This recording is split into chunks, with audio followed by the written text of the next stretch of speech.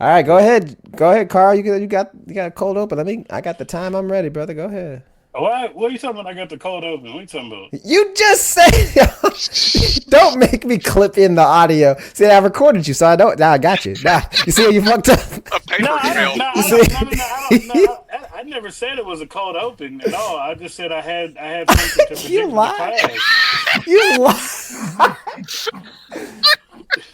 You I, I lie. no, That's I had something to present to the class. Is what I said. I love you, Carl. God. You know what? Okay, let's Brother, do it. you Let's said do that it. Let's with do it. Let's do it. Everybody, shut up for a sec. Shut up for just a sec. Whoa. Shut up for Now just. shut up. Yeah. Shut up. Okay. All right. Hold this on. minute. Hold Go on. Hold ahead. on. Hold on. I'm pencil whipping real quick. Give me 2 minutes here. Okay. give me 2 minutes, and then We've been talking for 28 minutes. What do you mean? Well, Give me well, 2 minutes. I straight up forgot. I straight up forgot about this until we started talking. And I was like, oh yeah. I mean, I had planned a whole bit about this. Not a bit. It wasn't a bit. But Lord help me. okay. All right. Okay. Everybody, shut up. So I want you to. There's no context. There's no further context to what I'm going to give. I'm going to give you a stat line, and there's no further context to it. And when I give you, it's a short stat line, but I want to give this to you, and then I want you to tell me what you would label that your reaction to anything else. All right, you cannot ask any questions, nothing. Okay, Okay. here we go. So, 83 starts, 11 wins, and 30 top fives. What would you? What's your reaction to that stat line? Meh. That's good. Checkers or wreckers? That would be my thought. I know who that is. William Byron. No, that's Christopher Bell. You, all right, you want to take it? You want to take a guess? Am I guessing who it is, or am I just giving a reaction? Because Well, I you mean, said just everybody- react to it. You didn't everybody say else- guess. Everybody else Whoa! guessed who it was. So I just was. Oh, then I guess no. I don't fucking know. If it's not Christopher Bell, I don't know. But we're. I'll say it's. Oh no, I know who it is. I know who it is. It's Ty Gibbs. That's what I'm gonna say. Ty Gibbs no, and that's Xfinity. wrong. That's wrong. Also, I don't know. but we're in agreement that those are good numbers, though, right? 11 wins, solid. 83 starts, and 30 top Solid, fives. yeah. Are we talking So, Cup yeah. Series? This is a span over 3 years. By You the can't way. ask questions, Peyton. This is a span of 3 years. So, that's that. I say that to say this.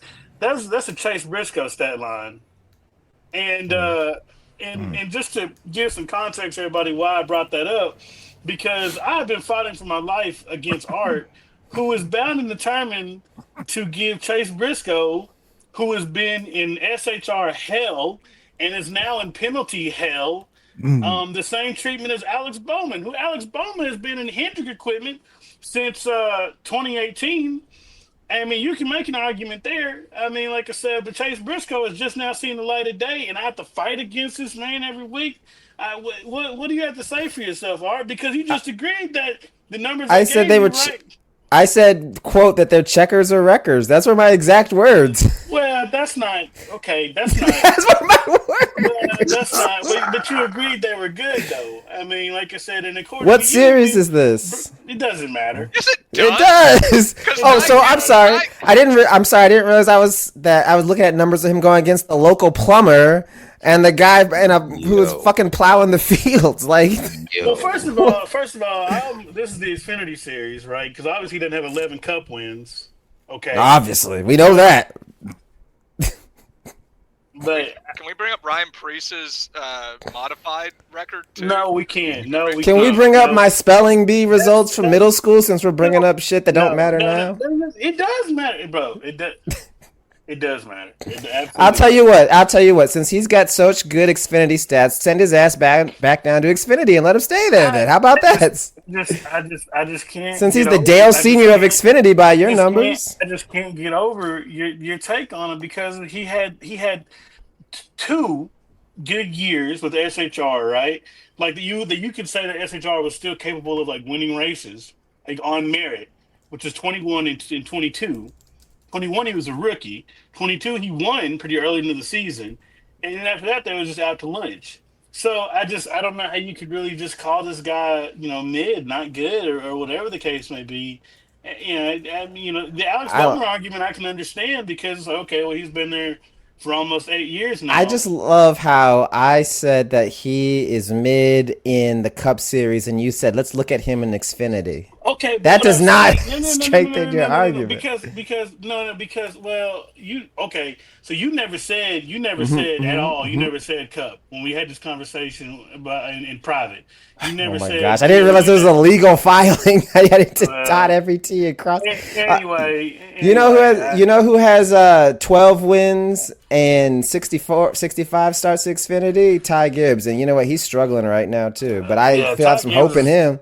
Ty Gibbs is in hell, and then I was in the group chat earlier, and I was like, I didn't know his mom was a co-owner of JGR now, and also I've got to tell you something, man. If my own mother came out and said like, "Yeah, we're struggling," I don't know that I could come back to the racetrack, man. I feel really bad for Ty, honestly. Well, don't worry, Ty is seeing triple of everything this weekend, so his defense, he's concussed. Yeah, he's got to be, man. He's going through it, and then there's that one account too that, man, you can tell that he is fighting for his life. Like on Twitter, it's was it Team 54 updates or whatever it is. Mm-hmm. You know what I'm talking about? Mm-hmm. Yeah, boy, I hate it for that guy, man, because I like Ty Gibbs, but man, you can tell like he is like just one tweet away from loading the gun and texting everybody on his phone that he loves them. Because I'm just like, what the hell? You can read some of his tweets, man. I ain't gonna hold you, bro. That was almost me earlier. I almost crashed out. Real, I almost shut this whole shit down, bro. Yeah, boy. I almost tanked this whole thing. Yeah, but wait, why did you almost crash out? Because we'll get there in a second. Today. Yeah, we'll get to it. We'll get there in a second. Let's open the show. Yeah. Good evening. It's Saturday night. It's Sunday night. Sunday. Damn. March Madness just got the bracket up. Vegas ended to. Welcome to an episode of Victory Lane Vibes. We are your hostess with the mostest. This is Jared. It's Art. It's Peyton. It's Carl. Carl's back. Wait a minute. We got to introduce him, man. I'm a guest. I'm so excited to be here. Shut up. Shut up. I've listened for several years. Shut up. God, I wish you were here live. I'd throw some moldy ass fruit at you. On God, I would. I'd go to the grocery store and say, give me the scraps. I'm so excited for my first appearance as a guest host on Victory Lane Vibes. All right, we appreciate you stopping by. Take care. God bless. See you later. Look for the drop on Monday. Kicked out the show. Oh, man. Get those credentials right back off your neck. Have we had any guests that you wanted to kick off before? Several. I mean, you right here. No, not me. You can be the first one this year. I'm trying to think. I don't know if we've had one that we really were just like, yeah. I mean, if we did, we probably shouldn't be talking about that on air. They don't know. They don't know who they. They don't know who they are. We don't There's have to name one names. that, by the grace of God, thanks to Carl's program at the time that we used to edit these episodes, there was one that was going to get us canceled before we got as big as we are. Before we got the like a SpaceX launch, bro. We was about to get cooked. Yeah, I remember that. Yeah. We're about to end up in the manosphere of NASCAR blogs, and we don't want to be there. We don't want Kelly PK tweeting at us about being whatever she had to say about Front Stretch. And that's not a shot at Front Stretch. I just don't know why she had that beef. That was really weird. Yeah, I did see that. I chose not to comment on it. Yeah. All right. I'm just going to no-sell everything. Icarus, so we're just going to move. We're just going to no-sell everything Carl says for the next 30 minutes. I didn't say anything wrong. I mean, because... We're moving on, please. Okay. Hush, we're moving on. Thank you, guest. All right. It's Sunday night. The race just ended. The smoke is still coming from Josh Berry's tires. Before we talk about today's race, let's recap the weekend. It was raining in Vegas. First of all, that is insane. Like that's the truck race being at 9:00 on a Friday night. It's not optimal time when there's college basketball on. Y'all should adjust your programming schedules. Then it rained. Then there was a rain delay. You know what I did? I watched F1. Anywho. Corey Heim wins the Vegas race. Corey Day with the Raja replica truck. They got the schemes swapped, or so I thought. Then Corey wrecked. Roger finished 7th. He got stage points all 3 stages. And it was time again in Vegas. What y'all think about the truck race? Peyton? My favorite. There are a lot of things that I found were my favorite thing from this. Mainly Matt Crafton getting busted for unapproved adjustment. Good. Yeah, And he should. And then he has the go like, I can't believe they did that to us. Like that's, and then like they've got the body cam footage or the equivalent of body cam footage showing clearly as soon as like in a cartoonish type way, as soon as the NASCAR officials have their back turned, they just start working on something, and that was just fantastic. Just because he was so like vocal about like, oh, this is so unfair, and then the footage comes out. Then also, Corey Day putting it on pole and then showing that he's still got some work to do. I do love the F1 style schemes they've got, which is just 2 identical looking cars with the HendrickCars.com. I love it, especially since they both have 7s. It's great to not know which one of your drivers is the good one or the one you're cheering for or whatever. So that Heim, I'm glad he's really spending a ton of time in the truck series. This certainly isn't a waste of his talents. And then also a very nice recovery for Raja Caruth. Can someone correct me? I thought he got a safety violation, not a speeding violation, which leads me to my next question. What is a safety violation? Well, it was I think it was too soon over, wasn't it? Wasn't that the violation? That's what I remember reading. And a safety violation is anything that the team does that is deemed unsafe on pit road. Okay. That's the first time I've heard it called that. I've always heard it called just a pit road violation. Or over too soon. Yeah, over the wall. Yeah, over too soon. Yeah, I don't. Yeah, they're trying to dress it up because was the Fox broadcaster trucks, were they in the studio or were they at the track on that one? Well, they had Brad Keselowski and hair plug guy Logano.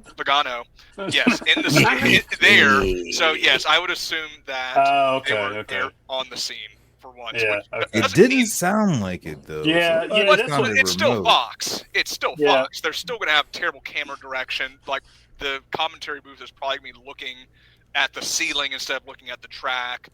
It's still, you can put them in the infield or on pit box, they still wouldn't catch the action. Yeah, if I didn't get to watch a whole lot of the truck race. I had just gotten into where I am now and was trying to get everything orchestrated for Saturday. But what I will say is this, happy for Raj to come up in the top 10. He seems like just like with my other favorite drivers that they're just snake bitten on bad luck. But yeah, I mean, I guess that Corey Heim was going to win. I just feel like he's really always a threat at these mile and a halves. Like I said, so that was cool. But yeah, I will say this: I haven't been on the show all year. The production value of really all 3 series, but especially trucks, is just depressing on how bad it is. When I tried to watch part of the truck race Friday night, it literally seemed like they would just cut from a constant onboard shot, which the onboard audio sucks because these trucks have spec motors and they don't sound very good. They would cut from an onboard to like a wide shot down the backstretch. That's what they kept doing all night. And I'm just like, you compare, that with Jamie Little's commentary it does not make for a great watching experience. And I'm tired of pretending that it does. So anyway, that's been my whole beef for the whole year for the truck series, and the truck race for that matter. Oh, and then and the Matt Crafton thing.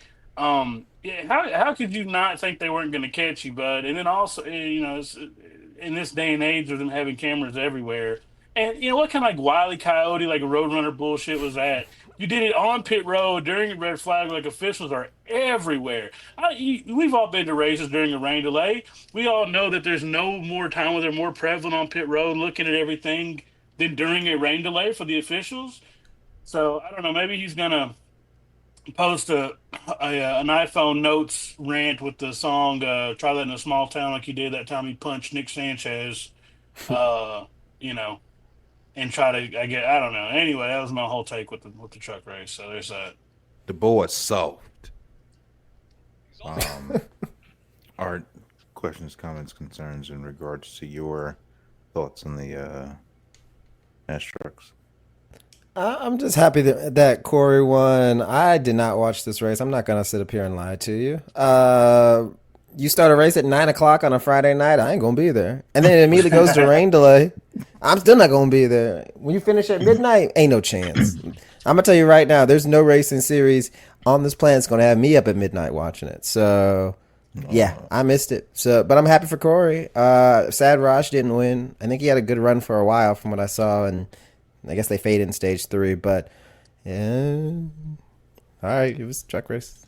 Sorry.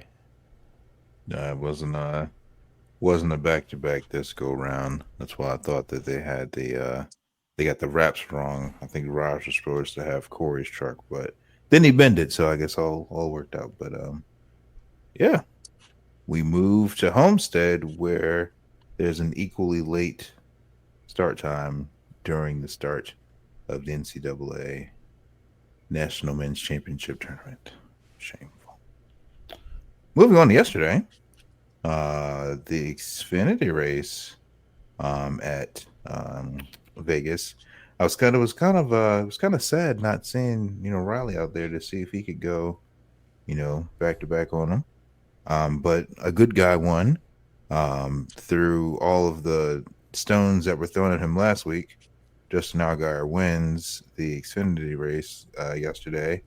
The worst person in the world finishes second. Mr. Zilich finishes ninth. And my boy found himself in the top 10 after a horrendous day. Mr. Sheldon Creed. What were your thoughts on the Xfinity race, Peyton? Overall, it was just great to see the 19 not win. The 7 was just fast all day, and I don't understand what exactly the 19's going for. I understand that's the all-star sort of car, and I guess when they can't find a Cup Series all-star to sit in that thing, they'll just put him in there. And I get it. He's good enough, talented enough, and he does work well enough as sort of, I guess, what the wrestling people would call, I guess, a heel. He sort of plays the bad guy role pretty well. So whoever is racing or chasing him down, as long as it's not the 21 car, you can feel pretty good in terms of watching that battle unfold. And that's what we got out of it. Overall, it was a solid race. Wish the 8 car was able to live up to what it was able to do in qualifying. It stuck around for quite a while, and then got a speeding penalty. Now, this track just seems to be really, really bad for pit road penalties, at least in the lower series. We also saw a lot of shenanigans or sort of weirdness on pit road for the Cup Series. But, yeah, overall, pretty solid race. People really liked Kyle Busch in the booth for the CW. I thought he was just fine. Who is usually, because it's McMurray and then, it's Kligerman typically in there. I actually like Kligerman a little bit more in the booth than I like Kyle Busch. I don't know why I'm a Kyle Busch fan, but I just think the chemistry with Kligerman and McMurray is just a little bit better. But yeah. Carl, Xfinity race.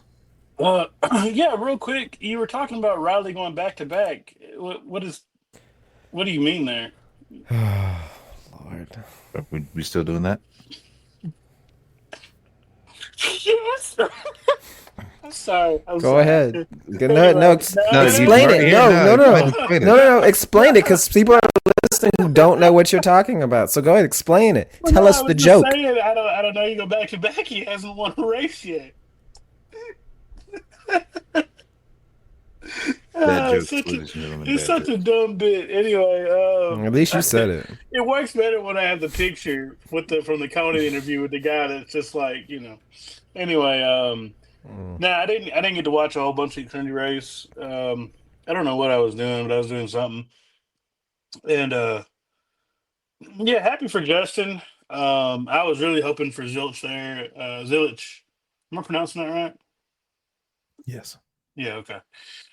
Because I damn sure can't spell it right, but yeah, I mean, he, man, I'm more and more impressed by this guy every freaking week, and normally, like, road guys, like the oval stuff just does not translate at all for them. Like we see with like SVG or whatever, but he is just picking right up on it. And like, I really think like second half of this year, he's going to be a threat quite literally every week. Um, but rebounding for a good day. Justin Allgaier is a guy. He's a lifer down there, and it's always cool to see him do well. Um, yeah, man, I cannot care about Eric Almirola in the slightest. Was he in the Young Life car again this weekend? I didn't see it on it. camera.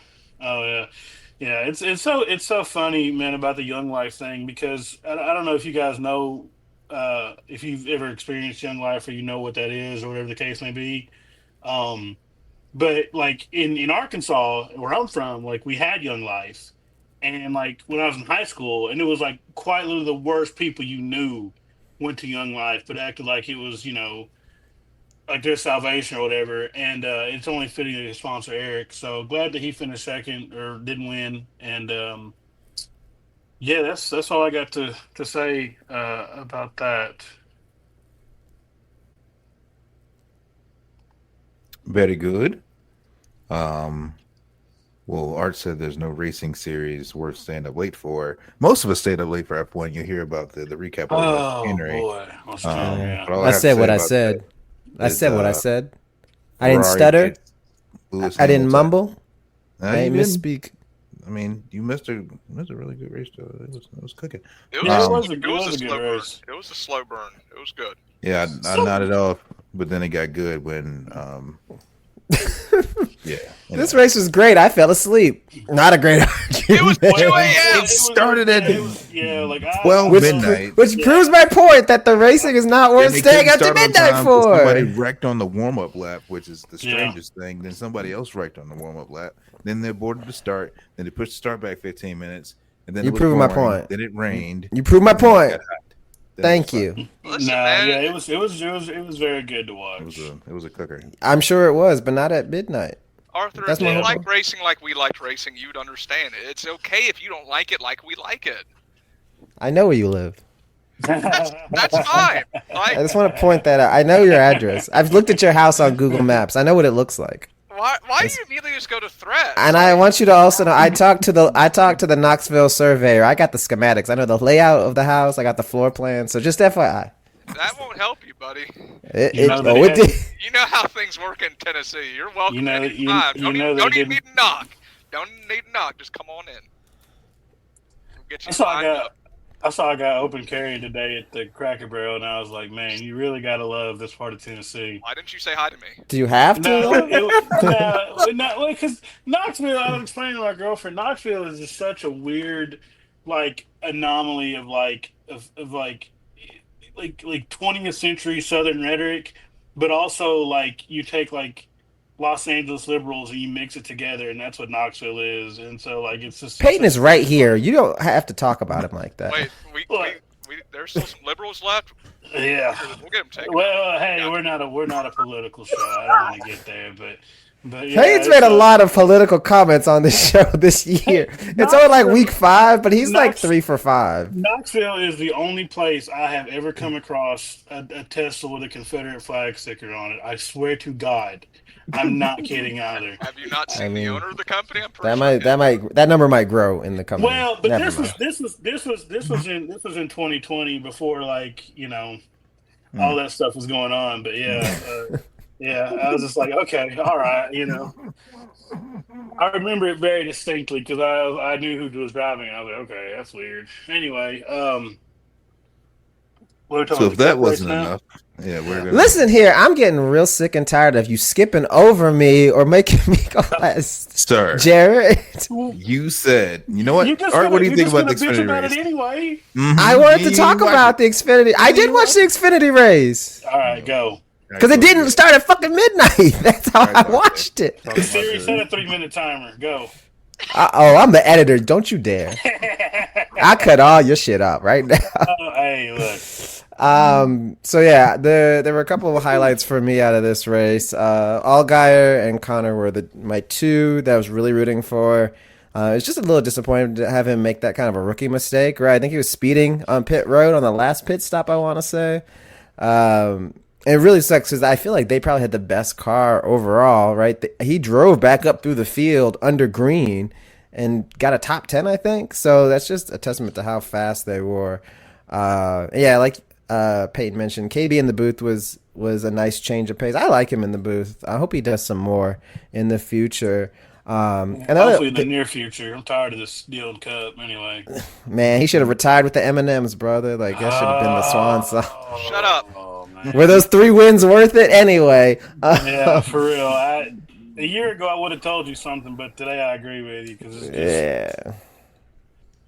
Anyway, the last thing that stuck to me was Josh Williams had to do a driver's change, and apparently he's been sick for like 3 weeks. Yeah, he was super sick. that's Like a long COVID, brother. I was like, can we not make? Can we give someone else to do the whole race for him? Like 3 weeks in a row baby. of this. You got to start the race to get them pumps, baby. You know. Oh man, like that. For the cup work. That man looked like he was going through it. So hopefully he feels better soon. Because Have they said what's wrong with him? no, they haven't. That's why I'm curious. Like, I'm guessing it is some kind of illness. I don't want to speculate, but Yeah, Well, yeah, but no, we're better than that, but I didn't. we don't we're maneuver above in that. innuendo and speculation. But Not in here, not with Victory Lane Vibes. They had the part of the podcast that I heard them mention it. They stated where he can't get comfortable in the seat. He can't breathe with his harness done the way it normally is. So he has Oof. to loosen his harness to feel safe in the car. But it makes him feel crazy because he's like, I don't like this. My seatbelts aren't as tight as they normally are. So it just Yeah. makes him like uncomfortable. He wants to bail, and I don't blame him. I No, understand, neither. man. No, yeah. if there's one thing you don't want to be loosening, Fact. it's Yeah. the harness of a race car. Yeah, Absolutely, 100%. yeah, we know how that ends. Yeah. So Can I thank ask you. a question about Xfinity? Or are you done? I'm sorry. No, I was just Are gonna you say done? thank you to Jarrett for letting me talk. Please go ahead. Okay. So I was just gonna say, I was praising Connor a second ago, and we were talking today in the chat about where Trackhouse is at. I think it's foolish to think that there won't be at least one vacancy at Hendrick Motorsports in the next 2 years. Oh, you don't say. Well, and it doesn't necessarily have to be him. I mean, look, there's 2 other guys that they have ascended the mountaintop, and they may want to go do something else. I don't know. But I don't think the 2027 Hendrick lineup will look like the one that we have today. I mean, it might. Who knows? But with him being at JRM and winning and running as good as he is, and I think you would have to say he's like the biggest young talent in the sport. I don't think there's anybody else that nearly comes close to encapsulating who. Because I've been blown away by him all year. You think Hendrick with that Trackhouse kind of agreement or whatever you want to call it, they try to snipe him away from Trackhouse? I Away do from think Justin? that. I think if Junior can't get a charter, if the charter system still exists, it won't. But if Junior doesn't want to come play in Cup and keep him, I think he replaces Kyle Larson in the 5. There's a thought because what could happen is that Rick finances the purchase of a charter so that JM goes Cup racing, and they have Connor in what is a 5th pseudo Hendrick car or whatever. Mhm. And then when a vacancy does open up, if it's not soon, then he just naturally comes in house to A la to Wood Hendrick. Brothers and Penske, like they Yeah, did with Ryan yeah, Blaney. yeah, precisely. Yeah, there's no way he doesn't go anywhere else but Hendrick. I think that Justin Marks has made a dire mistake, which he didn't have. What choice did he have getting him into the fold over there? Because I think if I'm Rick and I'm like, okay, I've got Kyle Larson, who has made no secret about it that he loves his dirt stuff, and I wouldn't be surprised if between now and a couple more years he just said, I'm gonna go do dirt racing full time. I've got Chase Elliott, who's I don't know what Chase is doing, and then I've got Alex Bowman. And we've had that conversation already, and we've gotten in trouble for it. Within the next 3 years, one of those three in the next 3 years are not going to be in that seat. I mean, I would be looking at Connor heavily. I don't. This is, I mean, I feel like yes, you'd be dumb not to look at him, but I just don't see how Trackhouse lets him walk out the door because they've got their ascending, I don't want to call him old, but older talent in Shane, who's not going anywhere. Like, he's here committed for the next couple seasons. You've got Chastain, who's kind of like the workhorse, who's been here since day one. Like, he gave them their most important moment with the wall ride, and he's still clearly I'm not going to say a threat in and out, but like, he's clearly like not over the hill or sucked anything. He's a good driver, and I think you want to have that third guy be like that young driver that's like, you can be the future. And I just don't see how they let him get out the door. Like, they know how good he is. Like, I mean, everyone does. Unless, like, he just comes in and is like, I want to leave, which, of course, then, like, it's a tougher sell. But outside of that, I don't see how they can let him go because they know this is the equivalent of, your franchise quarterback that you're going to have for the next 20 years, and you're going to let him go to somebody else. I feel like they could do it if it somehow financially secures the future of the team. Like, if Hendrick pretty much says, like, listen, for the next 3 seasons, all your motors are free or at cost. Like, that'd be the only circumstance where it's like, hey, this is a strictly business decision. Right. Like, that's the only circumstance. But I guess in none of these scenarios, you've got Suarez sticking around. Oops. Oh, well, no, yeah. Suarez is gone. I don't. Yeah, I mean, I've got to be honest with you. I don't. Justin has made no real effort to, like, kind of even allude to Daniel being there beyond this year. I think even last year when they re-signed him for that deal, it was everybody just knew, like, it's just long enough to find somebody else. And I mean, I could see Connor in the 99 next year, but I just don't think it's a long-term thing. I don't think he's going to be a Trackhouse guy like Justin Marks thinks he's going to be a Trackhouse guy. Because doesn't he have a Chevy behind him too? Isn't Chevy like really big on Connor Zillich? Or is that? Yeah. So, but like, I don't think he's hanging behind me. He's that damn good. Well, I mean, no, that's what I'm saying. But I just, man, look, you know what I mean. So anyway. And with that, we move on to today's race. Cup race in Vegas. Shout out to Morgan Freeman. That was the coldest gentleman start your engines I've ever heard in my entire life. He was so smooth with it. Huge Bubba fan, which was cool. He had a custom made Bubba Pennzoil 400 hat, which is absolute fire. That'll be on the bootlegs websites here shortly. But yeah. Well, I'll save that for later. But Josh Berry gets 101 for the Wood Brothers. And to all of the naysayers on Josh Berry, he's been fast all year. His win really isn't all that surprising because he had speed. He qualified up front. He was bound to win one day, and today was his day. Josh Berry gets his first Cup Series win in Vegas and puts the Wood Brothers in the playoffs for 2 straight seasons. Talk about it. Peyton, what were your thoughts on the Cup race? What I found interesting, NASCAR this season, I think this car is starting to come into its own. We've seen it perform well at short tracks. So at the beautiful Bowman Gray, Autoplex, whatever we want to call it, Superdome, Autodrome. Over at Bowman Gray, it put on some great racing, which we've really struggled with this car in short tracks. It produced great racing very good racing at Phoenix, good road course racing. Super speedway racing at the big track still sucks, but this race overall was good. And what was interesting about it was the tires were important, but they also weren't. It didn't seem like tire fall off necessarily mattered as much in terms of maintaining how you kept up with your tires, whether you abused them or not. It seemed who just sort of had a good setup.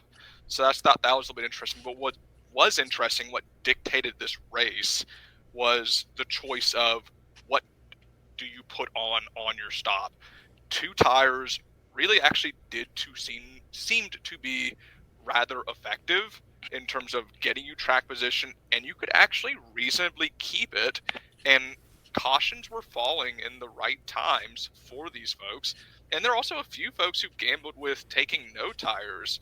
McDowell took no tires, and I think he got a decent break for that to a degree. Bubba kept taking 4, and that worked, but then he ended up getting sort of shuffled back and back. So it was interesting. Even though the tires themselves at this track didn't make a huge difference, I thought it was interesting that the choice of taking 2 or 4 did seem to actually pay dividends. In terms of Josh Berry, I mean, guy's just been... His story is fantastic. I believe he was... I'm actually going to confuse his with that quarterback from the St. Louis Rams.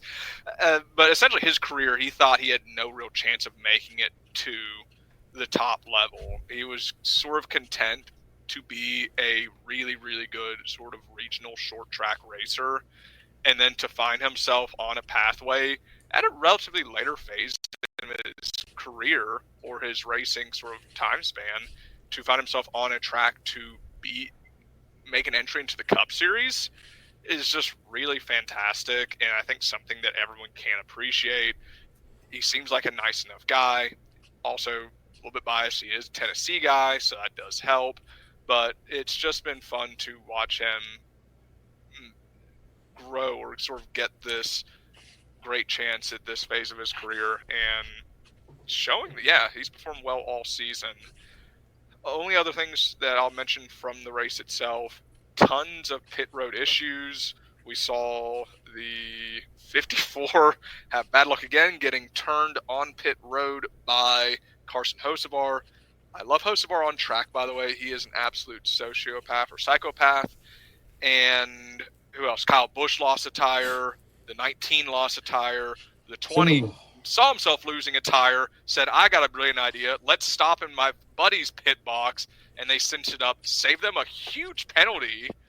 They had to go to the tail end, but that's probably one of the most heads-up plays I've seen in a while, probably since the 2020 season finale, where the 5 crew guy knew to get back over the wall as to avoid a penalty. So I really appreciate that sort of heads-up playing. I kind of wonder if NASCAR is going to ban that. Yeah, Adam Stevens is that guy. That's why he has 2 Cup championships. So they, before I pass the mic to Art, JGR had that planned. They talked about it. That was on their, that's in their D-Day book to do that. So that's it seemed too clean. Like they knew too well. Like that seemed like something they had practiced. But the thought that they had actually thought of that, like that's impressive. I don't know if other teams had thought about that. I know as a racing fan, the thought never occurred to me to just pull up in one of your partners' crew box and just have them tighten up, cinch up the old lugs. So it's that scene from Days of Thunder where they push the car and they're like, you can't do that. And that's my motor. That's my motor. That's what those boys are pushing. Yeah, thank you for picking that up. I appreciate that. All right. What? No, we'll come back to that. We all got it, but it just all right. Anyway, thank you. It's my turn. Goodbye, guys. I love you, Carl. Come back this podcast ever again. You don't listen, so nothing lost. Oh shit. Yeah, I feel like this was a really solid race on the whole. It had a little bit of everything. You had short runs, you had long runs, you had your comers and goers, you had pit strategy, you had wrecks, you had tire debacles, you had pit road issues. I mean, I feel like this was a really solid race. I'd say this race was solid, but not spectacular for me. I mean, there were a couple standouts, right? I think one, even though the results won't show it, I think Blaney was super impressive today. I mean, he was fighting for his life the whole race, and as soon as he gets back up to the top 5, calamity hits, and he got wrecked out, ended Bubba's chance at a good finish. But I felt like this was a really solid race. It wasn't the best mile and a half that I've seen in this car, right? I still think Kansas would be better. I think Charlotte would be better. But I think overall, like, this was a very 7 out of 10 race for me. Yeah, I enjoyed it. I feel like like Payne mentioned, you could have people come back up late in a run if they manage their stuff better, which is great to see. I think the one negative is really just that the five was just so top heavy in terms of the standings for almost the entire race. It just felt like no one could really hold him off for long. It seemed like if you got 10 laps into a run, he was going to go by you. So outside of that, though, it was enjoyable. Happy for Josh Berry. I'm not a huge Josh Berry fan, as we were talking post race privately. I just don't love the guy, but I'm not a hater on him, and he drove a really smart race. And with those 20 laps to go, you had a restart, and him and Suarez duked it out, and he just drove away from it. He just took off, and I was like, where was this speed at all race? But he had it when it mattered most, so I give him full credit for that. So yeah, it was fine. I'm okay with it. Guest, what are your Oh, thoughts on oh yeah, no, the thanks. race? Thanks for Cup race. I mean, Art said that it's not one of the best mile and a half races, but I mean, I do agree with Peyton. Like this car is coming into its own. They're figuring out things with it and all that good stuff.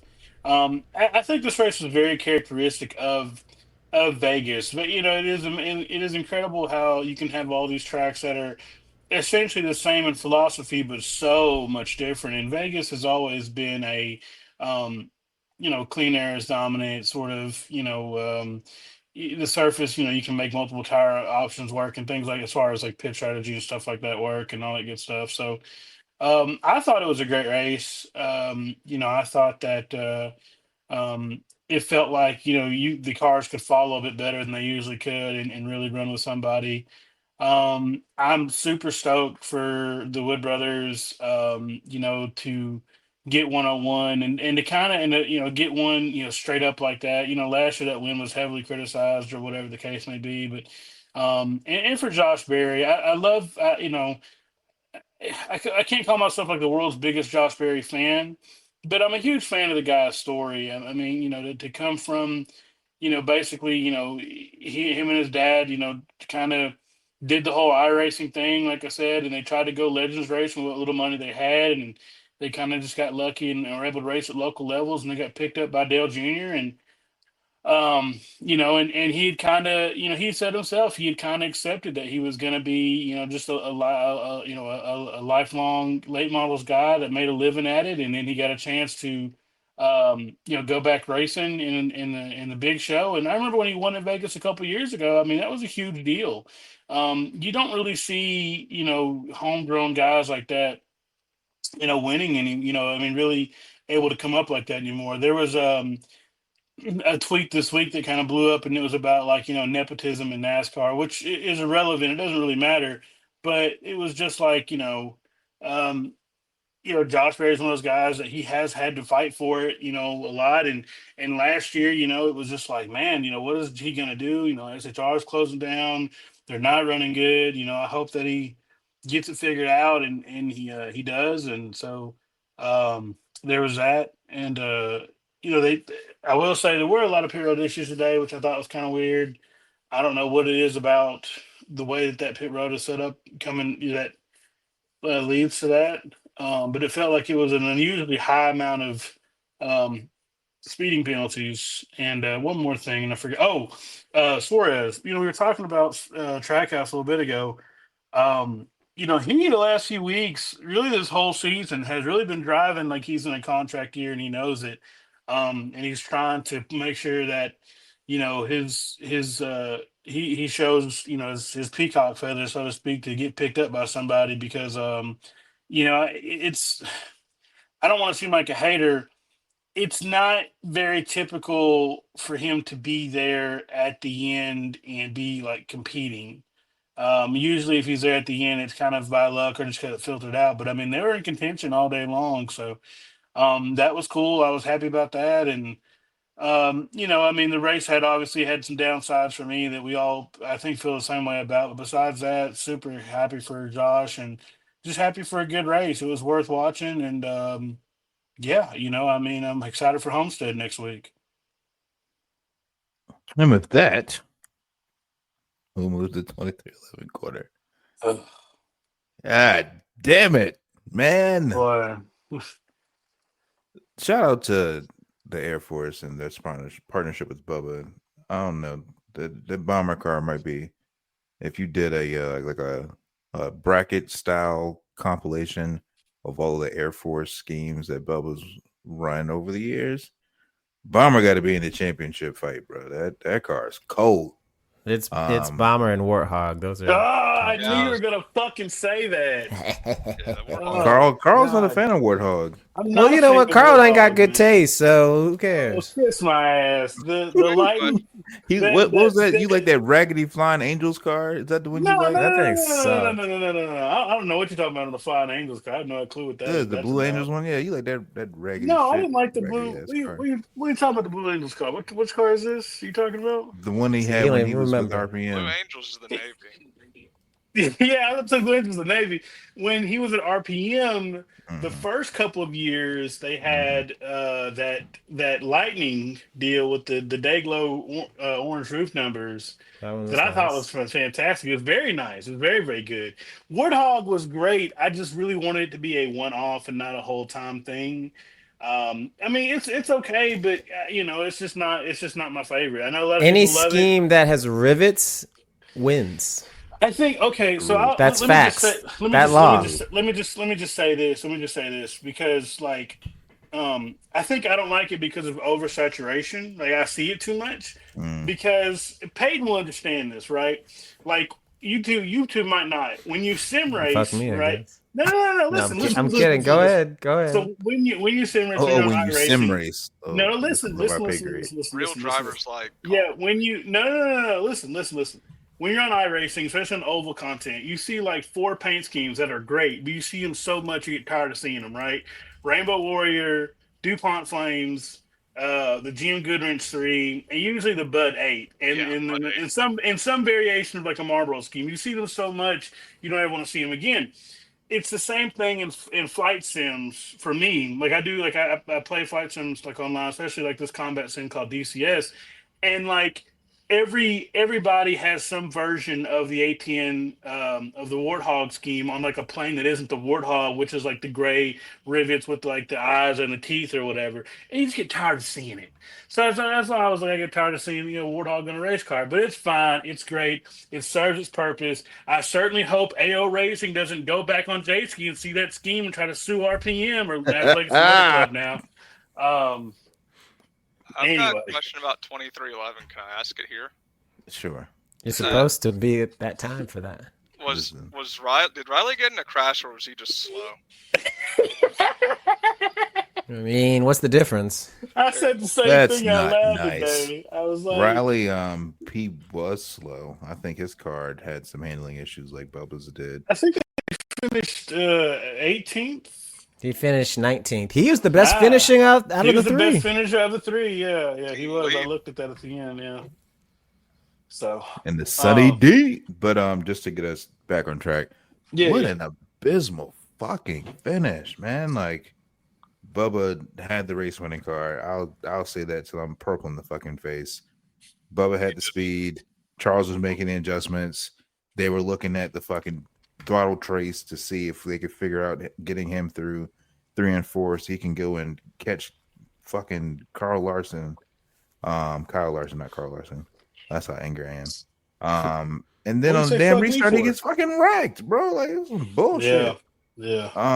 Like the pit crew cooked all day, like game spots all day long. Like that it's game time for the 23 part of 2311 when his fucking pit crew gains him spots every single stop. And Art brought it up last week because Bozy retweeted it that Bubba's pit crew had the fastest stop last week at 8:55. That's fucking smoking.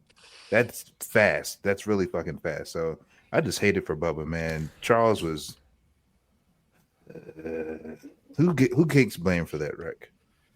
I'll tell you who takes blame for that wreck. The 2 and the 20. The 20 needs a lot more blame. He didn't get enough blame for that. He didn't get enough blame for that. It was the 20 decided, you know what, see Gap, fill Gap, even though Gap was just a mirage. Yeah, Gap did not actually exist. And then the 2 decided to make a crazy block on the 99 going into turn one that stacked everybody up, and it's why everyone was in a clusterfuck together. So it's the both of them are one started it, the other finished it. Yeah. So it just depends on who you want to blame for it. But it's All both I of them. saw was I'm watching the in-car cam. I see Bubba hit the wall. I was like, what the fuck? And then I see Blaney come across his nose. I'm Yeah. like, what the fuck? Yeah. And then I threw my phone. Jared, Yeah. how long do you stay with Bubba Wallace in a situation like that and on the in-car? Like, I trailed around for at least like 25 laps. Literally, after bro. the Like, crash. so I watched it. So I watched them wreck. I watched them come down pit road, and then Charles was calling out the adjustments they were going to make to the car.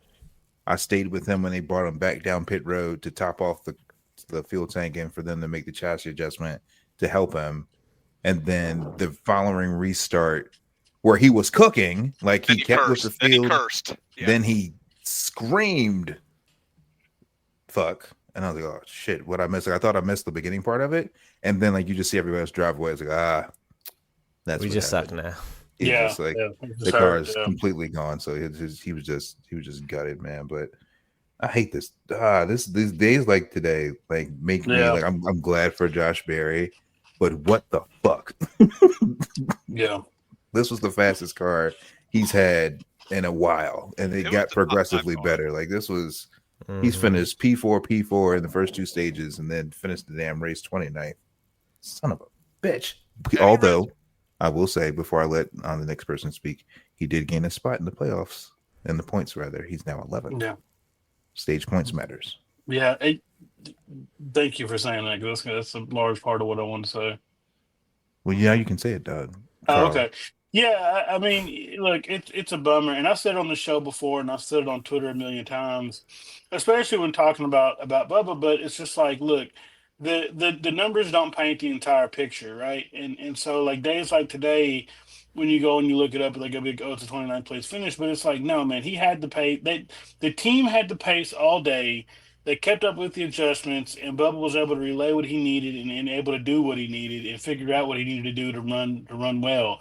I think that if the five had a little bit of bad luck, it would have come down to probably him and probably 24. I felt like him and Byron it was going to come down to, and I felt like we had the track position all day, where Bubba had the track position all day, in that regard. And so, but and it sucks, man, because I have been like thinking all week long about just this team and everything, because they've turned a page, and I mean I can tell it.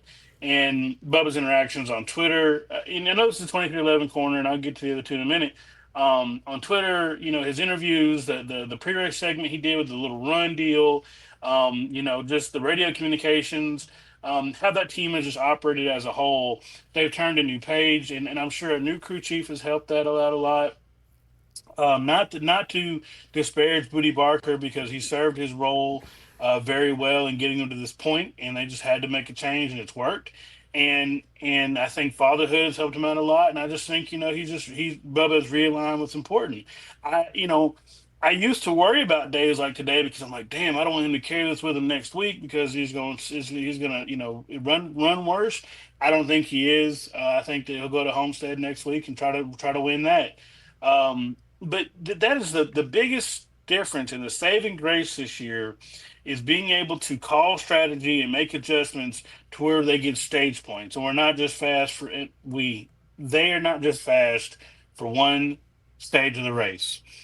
At the end of the regular season last year, that is what kept him out of the playoffs, is that all year long they done that run long bullshit and tried to undermine the stage strategy and all those other kinds of stuff, and would finish outside of the top 10 for a stage, and then to cycle through in the beginning of it, but it did not work. And so I'm so glad the mind frame has changed, and so that days like today do not hurt as bad. I feel like in my heart of hearts, a win is coming.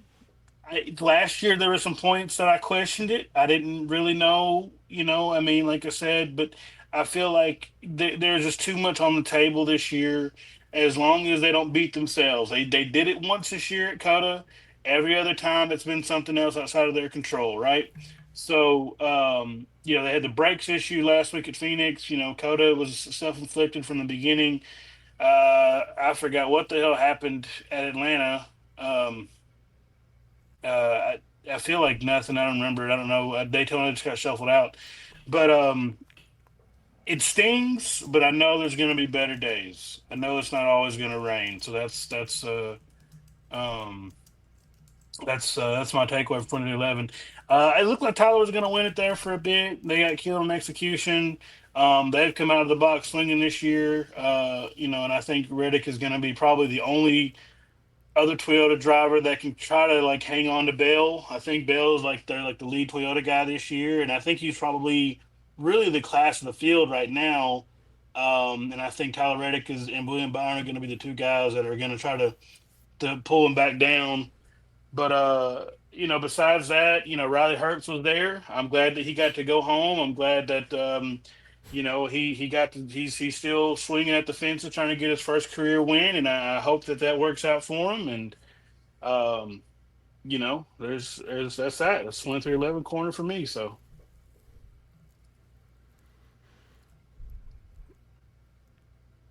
No segue for me. That's okay. I will. Go ahead. It's just fuck me. I guess a clock. Say your thoughts on this. Wouldn't let me reach for the mute button to give you. Nah. Time waits for no man, and you were behind. Apparently. Yeah. Here's a real kick in the crotch for you. Tyler Reddick was great this race. Probably should have won or been in contention to win. Riley is leaving with more points today than Tyler. He outpointed Tyler by 2 points. Damn, son. Damn, son. That's crazy. That's crazy. Yeah. So it's a mixed bag, right? Like, yeah, for Riley, anything positives from him this year I'm considering just a bonus, right? Like your rookie season, I don't expect anything from you. I expect you just to try to log laps and try to finish the race, and complete all the laps. This race was definitely one that they're going to look back on and kind of wonder what could have been. Like Carl mentioned, this is factors that are beyond their control, which is on one hand, the one positive out of it, right? Like they did everything they could do, to put themselves in a good position. And yeah, I think it's very clear the improvements are there on this team, on the 23 team. For the 45, I mean, they're steady Eddie, like they're exactly what I expect, and the wins for him are definitely good. Like, I think I'm gonna say Tyler gets 3, maybe 4 wins this year at some point. Like they're just so fast right now. It's really impressive, and I'm glad to see that team is clicking. The other thing I wanted to say, because Jarrett brought it up about the pit crew, I'm gonna go ahead and say now that I think the 23 crew is the best crew on pit road right now, because every week they are killing it, and it seems like something real quick. Yeah, go ahead. Remember when there was that deal? I guess at the end of 22, maybe, or whenever it was that Denny was like, "We're not doing Gibbs crews. We're going to train our own guys." Mm-hmm. Yeah. And everybody like laughed and mocked, and they're like, "There's no way you're not ever going to be able to compete with a Gibbs pit crew or a Hendrick pit crew, because Gibbs and Hendrick are the two big pit crew farms. They do everybody's stuff, and yet, yeah, I mean, they've had the best year round between 23 and the 45. They've had phenomenal pit crews this year. So I mean, that's great that it's paid off for them in the long run. Very happy about that.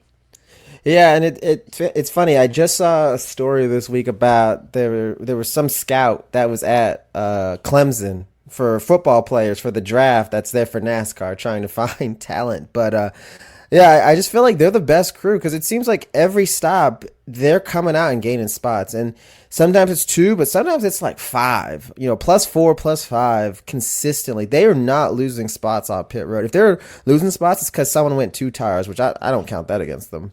Right. So I'm just very, very pleased with how the team is performing. Like, obviously you would love to have better finishes, right? The last 3 weeks in terms of finishes, 20th, 29th, 28th, nothing to be proud of. But you look at the points, 30 points at Coda, 23 points today, like those are finishes that you can accept, right? Like and a lot of it is saving them is the stage points, but again, there are factors out of your control. Like you blow a break and you hit the wall at Phoenix, like that's not something you can control. You get caught up in somebody's mess and you're close to the front. I mean, it wasn't like they were a lot of times I feel like if they get stuck in somebody else's mess, they'd be like 15th or 12th, and they were like fifth maybe when that wreck happened. They're like the third row maybe when that wreck happened that hurt them today. So like they're at the front, they're competing. I feel like they might have. I feel like the 23 might have been a top 5 car. I feel like the 45, the 24 by a smidge, the 5, and I think the 12 may have been better. Like I was saying during the race, the 12 was good enough to drive up through the field. So if you can drive up through the field with all the dirty air, when you get to the front, you're going to be a rocket. So I really thought Ryan was going to get up to there and check out.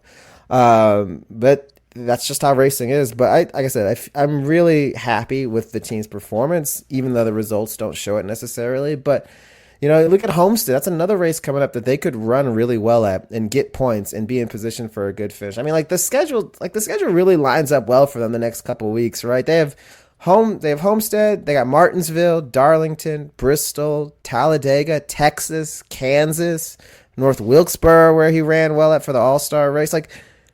There's no reason to think that they can't be top 5, top 7 in points by the time June comes around. These races just line up really well for them. So I'm hoping they can strike now while it lines up really well for them. Because then you've got, I look in July, like Chicago street race, Sonoma, Dover. Those are races that may not be as kind to them. But there's a lot of the schedule really lines up well for them, especially now that they're out of COTA. There's nowhere they're gonna really suck. That I feel like. Yeah, I think by the time that they leave the 600, both cars are going to have, of the 3 cars, the 23 and the 45 are going to have win stickers with the way that they run this year and the schedule lines up for them. So, So I'm looking forward to it. I have to admit, if the 23 was not running as well as if they rolled out with the same cast of characters they had last year, I probably wouldn't keep watching. I'll be honest with you, because I can't keep watching you run 12th at the end of every stage and miss out on points and then get caught up in a wreck in stage 3. I can only take that so many times. So they're doing a great job. So I'm happy with it.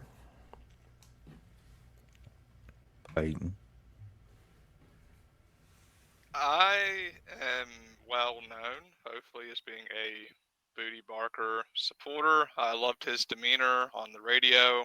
I thought in terms of strategy calls, he typically actually wasn't that far off. Where his biggest struggle was of course making adjustments and keeping up with the car and the field over the course of the race.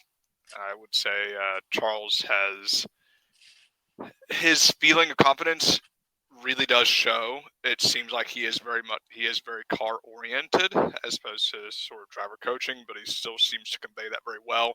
The team is in a good place, it feels like. To harp on what Carl said, it is remarkable because when 2311 started, you were fearful of any time you saw that 23 car rolling down pit road because you felt like there was a very good shot that it would not be rolling on 4 tires that have all been securely attached with wheels and lug nuts. But they've remedied that, and then they've also made themselves into a very fast pit crew. The fact they were able to do that has been remarkable. Overall, yes, it's a very weird place the team is in, and I'm just going to focus on the 23 car because I don't really care about the other 2 cars.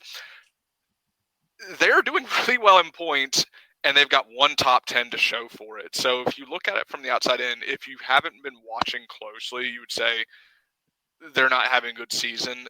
And truthfully, you could probably say, hey, finishes still matter in terms of, at the end of the day, you want to finish well. It means a lot in terms of the team. But, yeah, collecting stage points can do anything. And I think it would be hilarious if they managed to actually get fewer top 10s, just 5 top 10s, but just constantly collect stage points and then point their way into the postseason. That would be a delightful way to hopefully motivate NASCAR to get rid of the points, the current point system or the playoff system. One question I did have for everyone here, one concern was he did keep losing track position because those around him were going for 2 tire stops. I'm always of the mindset that you mimic what the leaders do if you are close to the leaders. I understand, if you follow the leader, you're just going to be behind them the whole time, but I also feel like, too, you need to act as though you are also one of the strongest cars. I think it's very clear he had a top 5 car. I don't think he had a winning car, but he had the stuff to run the top 5. Would you, any of you all would have maybe have been interested if they had gone for 2 tires or rolled the dice to try reclaiming that track position? Because on that final restart, he was starting 12, and that's always a precarious place to be. That sort of 12th through, let's call it 22nd. It's just a big, messy soup. And it would have been interesting if they decided to go off script. I understand it was relatively early in the final stage, but would you all have given any thought, or do you think they might have missed anything by not just going a little bit off kilter to try to regain some of that track position? Because it did seem like that Bubba was a little bit frustrated that he was sort of falling back in the field just steadily so, even though, in the context of it all, there's nothing that he had done wrong or the team had done wrong. I think that just with the handling issues they were trying to sort out, you sort of had to put 4 on it to see if you can make the car behave with 4. That's so that way point. They sort of knew, like in a late race situation, if you get a late caution and you throw 2 on there to get the track position and, give you a little bit of sure footing for the, the last 20, 15, 10 laps, what have you. Yeah. I think that's the only reason why, is just because with them trying to figure out what he needed to get through 3 and 4 today, they had to put 4 on it just to sort of re-level the car and then see if the adjustment worked. But then also to that point, he's a restart merchant. I mean, at the very beginning of the race, he gained 8 spots in 4 laps because he drove straight to the front. So right. I think they knew he had a rocket. I just think that the handling issues prevented them going to. And if I remember the count, he was the second car that took 4 tires. Yep. Coming to that restart. So he's still they still gained positions over everybody else. And I just think that if anything, 2 could have gained him a row, maybe. But he would ultimately, just looking how they're going back and watching the replay, how the accident unfolded, he would have still been, kind of in it. He may have been able to duck down to the inside wall and duck it. Had he had just on the restart where had he been at the bottom instead of the top, maybe he could have done some wreck avoidance, but I just still feel like he would have been in that general area. Yeah, go ahead. Oh, no, that makes sense. I would say my only caveat to all that was he didn't seem super effective at passing cars on equal tires as him. Go ahead, Art. Yeah, I was going to say, I think what really doomed him wasn't the 4 tires. I think what you're asking is a fair question. I think what doomed them really was just being on the outside on that restart. And I get wanting to be on the outside. It's a line that typically you can get more momentum, even though I think the bottom might be a bit faster. But I think the car at that point was better at the top. I feel like if he was on the bottom, he might have had somewhere to go, right? When you literally have cars wrecking into you from one side and a wall on the other side, you have nowhere to go, and a car wrecking in front of you and a car pushing you from behind. It seemed like the formula for this race for them to be successful was, to Jared's point, keep taking bites at the apple, and then, okay, we're just going to go win on the restarts and just keep inching our way back up. Because they did gain, and he was able to pass most of the cars that would be on 2 tires that restarted ahead of him. I think the only one who had 2 tires who stayed in front of him was Chastain. And part of that was just because he had to fight Carson for the last 7 laps of the stage, right? Where he had to, chop his nose at the end, literally, because he just couldn't get away from him. They were running side by side. So I get it, but who knows how the car would have reacted with 2 tires, right? It could be a case where they're even slower now. And you also burned a set of tires that you're not going to be able to go back and, you can go back and put lefts on, but that's not going to be effective either. And I mean, yes, being in that traffic is what ended their day, but if you look at the results up to that point, that formula got them 2 4th places in the stage. Right. So you could make the argument that it was working, and that if that runs green, they're in a good position to probably follow the 12 through all that traffic. And then they're probably 3rd or 4th, maybe, once you get through that traffic. And then I don't think they would have caught them, but I think they would have made their way through that traffic. Because they had a fast car and they were able to make some passes. And for the once they got put through that first run, I feel like they knew they could do some damage. So I mean, I get the question. I think it's a fair question to ask, but I think knowing the data they had at the moment, it made sense. Because the last thing I'll say is, and Harvick has talked about this on the show before, on the broadcast before. If you give me 4 tires, I'm on offense. If you give me 2 tires, I'm on defense. I'm just trying to block and Right. hold up. But if I have 4 tires, I can push forward, and that gives me the best chance to go out and be aggressive and make passes. And I think that's the mindset that they were looking at for today, at least. Yeah. I think that was like the literal message that came over that Charles said when he ended up in 12. He was like, "I gave you 4, so you can go get it, you can go get after it," and he was. Until he wasn't. Till he wasn't. Yeah. Because he wouldn't. Yeah. Yeah. Carl, what you got? Yeah. I mean, as far as to what Peyton was saying about the 4 tire deal, I'm trying to gather my thoughts here. Yeah. I mean, I just think that for where they qualified, I think that the whole thing, the whole goal today was like, you know, let's just try to push as hard as we can to get up there. And I mean, like I said, I mean, and Bubba, for all intents and purposes, he is great on the offense. His weakness is being on the defense. I think where Kyle Larson is so good at, by comparison, and he's one of the best at it, is putting himself in, is taking care of his stuff to win. Where it comes time to be on the defense, those guys are not close enough to him to do it. And like I said, he can adjust well enough to where he does not need to. Um, he doesn't have to fight or anything like that. Like I said, I mean, he can kind of keep himself up there. Um, yeah, I mean, I don't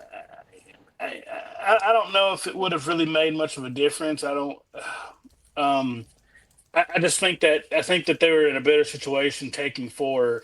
I think you take 2, and if they don't like it, if they don't know what the car is going to do, you put them in a situation to lose even more track position. And I think, I mean, again, it was one of those deals where, like, look, they've got to play offense all day long. We've got to get everything that we can.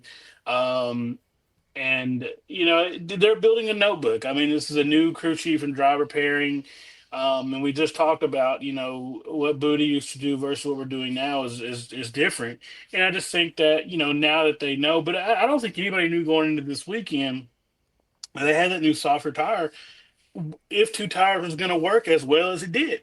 And so a lot of teams, Trackhouse, gambled on that early on, and it worked.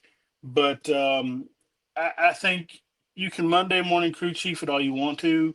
I think they're making the best call for their situation um, possible. Also, I have a little. So you talked about Carson Hocevar and that chop. I got a little comment about him if he ever gets some free time. But um, yeah, I mean, like I said, that's. I mean, I think they did what they had to do, and it worked out till it didn't. I mean, that's just simply how it went. It worked out till it didn't. Now speak on it. Yeah, man. So like I said, I haven't been on the show. Just for whatever reason. Like I said, it's been hard with my schedule and stuff now. But a couple weeks ago, I guess that was Atlanta where he made the comment about like I'm not here to form a boy band or whatever the case may be. And it's just like whatever happened to humility, whatever happened to like I'm happy to be here, whatever happened to like not being like a young asshole. I just it just rubs me the wrong way. And I mean he's notorious for this. He's been doing it since the trucks. But it really just it makes it so hard for me to cheer for him. And I like Carson at times, but it makes it so hard for me to cheer for the guy when he just consistently just is Ross Chastain Jr. from 2022, like Chastain 22. They got they track house, they got set up or whatever. They got the Hendrick motors, they got all that stuff taken care of. And Chastain every week is a dart without feathers. He's tagging somebody, he's hitting somebody, he's doing whatever he's got to do. And it feels like Carson's right there, and it's like you're gonna get your bell rung doing that because someday somebody somewhere is gonna have enough of this and enough of this "oh shucks did I do that" Steve Urkel ass attitude you have, and really put you in your place when you're in a position to win, and you're really gonna feel some type of way about it, brother. I don't know, man. I think you should really still kind of have the "I'm happy to be here" attitude. I mean, because you have the talent, everybody knows you do. you just, and I hate to say this, you don't really have the personality. I mean, I don't know, man. I just have been taking offense to him the last handful of weeks. I'll be honest. And then he backs that up from Atlanta to, I mean, quite literally lap one, turn one at Coda the very next week, doing that dodgy ass shit around the 23, which is like, what the hell are you doing, man? Calm down. It is okay. You are Spire's guy for a long time. You are Spire's guy. So anyway. I mean, I just feel like he Um, doesn't have the body of work to be acting like that. Like, right. He does not. and I mean, I feel like he's talented, but I also don't think he's talented enough to act like that. I mean, Kyle Busch could be a dick and get away with it because he was Kyle Busch. Yeah, because he could go out and back it up with winning three in a row if he needed to. Yeah. Right. So, Kyle Busch, you are not. Yeah. I don't know, man. I've got an issue with that. So anyway. Which brings us to our next segment. Lights Too Bright. Lights Too Bright is brought to you by our partners over at Nectar Sunglasses. Use our promo code VictoryLaneVibes at nectarsunglasses.com. Save 50%. Awesome sunnies. We gonna hand some out. My Lights Too Bright goes to Richard Childress Racing. It's a damn shame you got one of the most winningest drivers in NASCAR, and you let that plumber over in Xfinity take all the funding for the Cup team. You should hire a pit crew. Can you buy a driver out of their contract? Can Kyle Yeah. Busch come drive a fourth 2011 car? Can we save him? I He literally needs this to be week was saved. I was down the street from RCR earlier this week. I was 10 minutes away. I looked it up because I was like, I really want to go by there, give him a piece of my mind. But but uh but I mean, I was thinking about how that is quite literally what happened with Tyler, right? I mean, like Tyler Reddick announced he was going to 2311.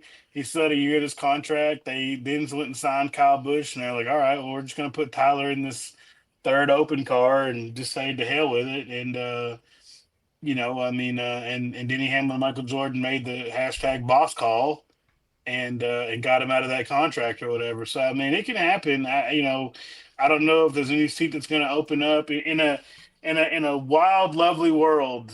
Dale Jr. somehow gets a charter, and they're like, all right, we need a veteran to lead this team. And they hire Kyle Busch, and he's in a fifth engine car, and then I could die happy. But I know that won't happen. But yeah, I'm so sick of this. It's week in and week out with these people. And Kevin Harvick, like during the broadcast, said time and time again, like they have to minimize the small things, and they'd be winning races. And like I said, they can. You've got a generational talent that you're just squandering. Um, and it's not fair. I mean, to Kyle or his fans, dude, this sucks. This stinks. This is like if Jeff Gordon would have went to Bill Davis Racing instead of Hendrick Motorsports. Like it sucks ass, man. I hate it. So anyway, yeah. I don't know if I don't remember. I said this earlier. I don't know if it's gonna make it in the episode. I don't remember when I said it, but man, he should have retired with the M&Ms.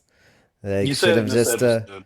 No, I don't know if it'll make it into the cold open if it was before that. Oh, But okay, yeah. but yeah, he should have retired with the M&Ms. But dog, like him and Mars should have gone out together because this, I hate it. I'm not even a huge KB fan, but I'm like, ugh, brother, this is hard to watch. Yeah, yeah. I mean, well, I'll talk about it on my term with Lights Too Bright because has my Lights Too Bright also. But I mean, at the time, it wasn't a bad decision on paper. 2022, Hmm. Tyler Reddick breaks out, wins three races. There is a moment where we think that he is a championship favorite. Hey, what's going on, guys? Long time no here. Your favorite ad read back here with you. Gonna talk to you about our good friends over at Home Field Apparel. Now, you may be thinking, but Carl, I already bought a shirt. Well, too bad, so sad, because we have two new fantastic collections that just dropped from Home Field Apparel and the motorsports collections that they have. Last year they kicked it off with some heat. This year is no different. So we have the 3 car collection. What else do you have to say? There is only one man synonymous with the 3, Dale Earnhardt. Some fantastic stuff. This Goodwrench Service flat brim hat that I'm looking at. Ooh, wee, boy. They've got a bomber jacket that's also fantastic. I mean, a lot of good stuff on it. You're free to go check that out over at homefield.com. Homefieldapparel.com. I promise you, I'm wearing this sucker everywhere. They got the Rainbow Warrior jacket. They got the Jeff Gordon Pepsi shirt from the Talladega win. They have the shirt for the inaugural Brickyard for 100 win. Just a lot of great stuff. So head on over homefieldapparel.com. You know the website. They got Shop Pay. They have the mobile app. And then while you're over there, use our code VLV25 or 15% off your first order. And hey, when you get it, just like last year, just like last time, take a picture, tag us, and let us know what you got. So, hey, maybe I want to go and get it. Maybe it looks good on you, and I want it to look good on me. Again, that's homefieldapparel.com with the code VLV25, 15% off your first order. All right, now back to whatever we was talking about beforehand. Okay, so for my lights too bright, as much as it pains me to say, I gotta go with Connor Zilic. He had a race that was very, very winnable, right? Completely in his control, and just wasn't able to bring it home. And it wasn't a case where he was pushing too hard in the car or anything like that, but it was literally just speeding on pit road. That's one of those mistakes that are easily avoided. And I'm not gonna rake him over the coals or anything. I just hate it for him because he had a chance to win, and this is the second time he's had a chance to win in back-to-back weeks and wasn't able to bring it home, and it's just disappointing. Again, like, it's not a huge deal, and he'll learn from it. But I would have liked to seen him up there at the end late trying to contend. I'm back, I think. All right, so for anyone who doesn't know, based on however this gets edited, Carl disappeared into the ether, and he's returned. All right, Carl, go ahead. Finish your lights too bright. We've used StreamYard on mobile before. It's never done that. I don't know who I pissed off or what I did for that to have happened. But what was I saying, man? We're talking about, you said KB left. It made sense at the time, but in hindsight, it made sense at the time, and then RCR just kind of fell from grace. And what are you gonna do? But I certainly hope there's a way out for him, because that's my lights too bright. Also, man, is you left the you guys had a pretty good car today, and I think there was a chance for a good finish for them to build on something, and then it just all fell apart. And every week it feels like that's exactly what happens. And so it's not great. I'm not gonna lie to you.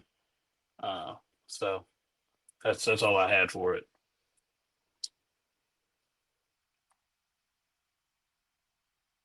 Aiden. So this was a little tough because I've got one for open mic, just because. Anywho, we'll save it for open mic, but I do have one, and it's anyone whose job description involves securing wheels to racing cars. If that was in your job description today, the lights were too bright because you all utterly failed at that across the board. The 19, the 20, the 8, all of you failed one of the key components of your job, and this is nothing new. They've had this car since 2022. This is, I believe, if I can count correctly, nearly the start of the 4th season, securing one lug nut. How are you all still messing up this badly? Like, it's really impressive. And I understand, yes, when you had 5 lugs, you could still hit 80% and just be fine, or you could hit whatever percentage that is. You could hit, close enough was good enough on these. With these, if you screw up, it's a catastrophic failure. But man, just a surprising and weird day for anyone whose job description was secure wheels to cars. So yeah, they get all those who get my lights too bright. Well, Larry and Matt kind of explained it pretty well, as to how that happens, I guess, with these cars, because I didn't even realize that they've got The locking pin or whatever. the locking panel or whatever. Like I said, it's got all these holes that you rotate. I don't, hey man, above my pay grade. But Well, it just sounds like I'm a jerk then. Sorry. No, I get what you're It's still saying, right? valid though. Yeah, it's still valid. I mean, because even when we were back in the 5 lug days, we'd be like, it's only 5 lug nuts you got to hit. How hard is to keep the damn tire on the car? You know? I saw a stat, and I really wish I could cite it, but it was like halfway through the race. But they said like since 1972, not counting wrecks, just tires that have come loose, it's like 180, right? Since 72. Of that 180, 40 of them have come in the next gen era. That's a big It's a percentage big percentage. in a Yeah. very short amount of time. Yeah. Methinks we should have kept what we had in place. Should have kept them 5 lugs. Well then, that's lights too bright. Let's go to open mic. Peyton. So I've been in sales my whole life, and a lot of it's sort of been sort of relationship based, i.e., you manage a book of business and you form relationships with your customers. You're doing repeat business year after year, quarter after quarter. And I tell you what, it stinks when you lose a customer. But I tell you what, the nice thing about what I do, if you lose one you can go hopefully go find another. You don't have to keep seeing that person on a regular basis. And I tell you what, the sales people over at Joe Gibbs, they've had a bit of a rough run. They lost M&M's, they left the sport. They lose FedEx, they left the sport. You also had Mavis, they left the sport. I tell you what, I feel really bad for the sales rep, or essentially the person over at JTG Darty, having lost Kroger. And they didn't just leave. No, they just went to other teams. And you know what's really awkward about that? They got to see those same people on pit road having a lot of fun with their new friends, and like they never looked so happy before. But now that when they're hanging out on Riley's car, they're like, man, I never realized it was so much fun to come to a NASCAR race. Or when they're on all those they're on the 17 and the Kroger people's like, oh my gosh, is this what it's like to up front? All this stuff, that's gotta hurt. I feel bad Yeah, for definitely. that sales rep who just has to go to the track every week and just see all those Kroger people. Man, I thought about that the other day. It's like, golly, that's gotta suck. Well, the Kroger thing, that wasn't so well. I mean, the Kroger thing was I don't want context. okay. I got you. No, go ahead. He just wants to be upset. Just let him be upset. No. What's the Yeah. context there? Actually, Yeah. Todd and Mary Geschecter, which were the co-owners, they were like a part of the ownership group of JTG, just got out of that deal altogether. And Geschecter is apparently like a big marketing exec and has a bunch of big customers, and Kroger is one of the one, and that's how they've had that sponsorship deal forever. And they were, because at one point last year they were talking about oh, could Geschecter possibly be buying into JGR and going and owning a whole team, and I guess that didn't work out. But I guess they're to some extent that they left the fold at JTG Daugherty, and I guess are a part of RFK, and to some degree, I don't know how or what or anything like that, but that's what I know so far about that. But I mean, you've got a point though. I mean, I don't. The geniuses on Reddit were trying to figure out. Yeah, I hate NASCAR Twitter a lot.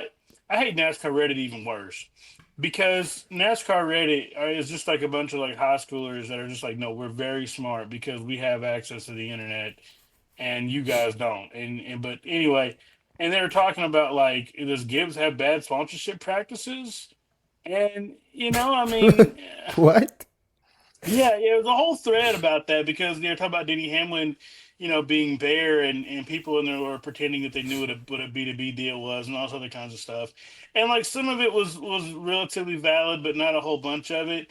But I mean, you do have to kind of wonder what exactly has transpired um, over there that they can't maintain a sponsorship relationship. And I think a lot of it is just they probably don't have, the ability to offer businesses a business deal like Penske and like Hendrick, because Hendrick is entirely B2B partners.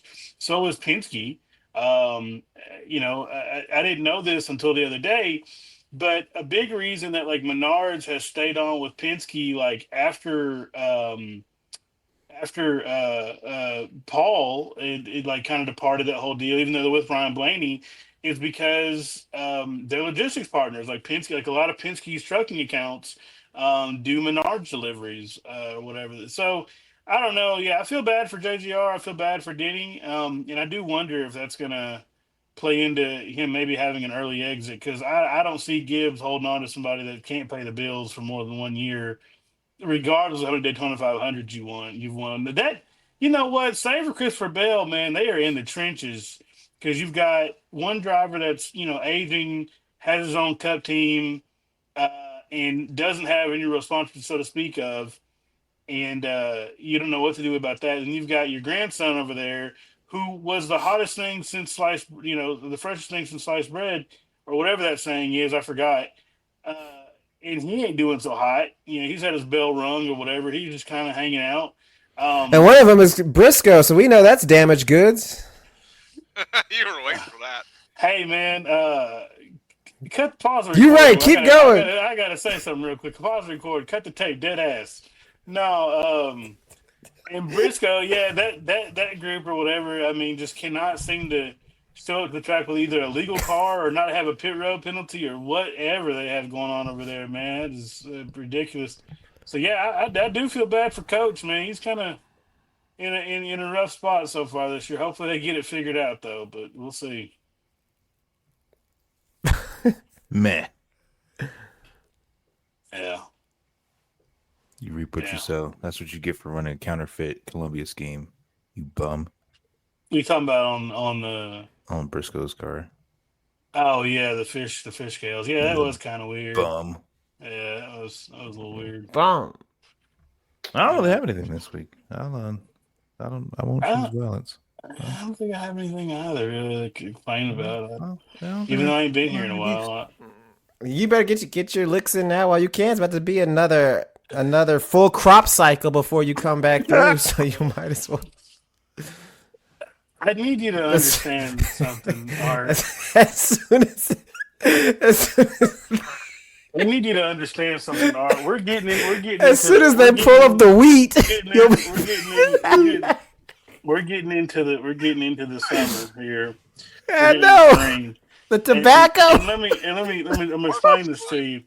I'll explain this to everybody else. What I do, right? How long does it take to grow an ear of corn? The company, I know. I'm not going to tell you. I know I'm going to tell you.